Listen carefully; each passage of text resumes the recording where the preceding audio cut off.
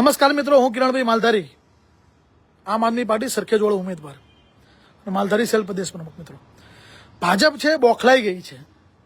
આજે ભાજપે આમ આદમી પાર્ટીના પ્રદેશ પ્રમુખ શ્રી ઈસુદાનભાઈ ગઢવીની અત્યારે અટકાયત કરવામાં આવી છે અને સતત 2-3 દિવસથી આમ આદમી પાર્ટીના કાર્યકર્તાઓને ખોટી રીતે ફસાવી રહી છે.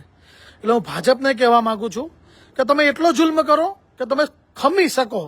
બાકી અને પોલીસને પણ કહું છું કે તમે એવું ના સમજશો કે સત્તાના જોરે અને ભાજપની ચમચાગીરી કરીને જે આમ આદમી પાર્ટીના નેતાઓને જે પકડી રહ્યા છો એનો હિસાબ અમે તમારી જોડે પણ જરૂરથી લઈશું. કદાચ એવું માનતા હોય રિટાયર થઈ ગયા છે તો પણ ચાલીને હિસાબ લઈશું.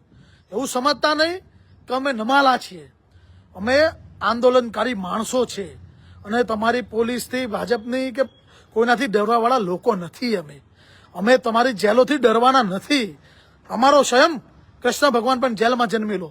એટલે મગજમાંથી એ ભમરા હોય ને તો કાઢી કાઢજો કે આમ આદમી પાર્ટીના કાર્યકર્તાઓ જેલોથી ડરશે.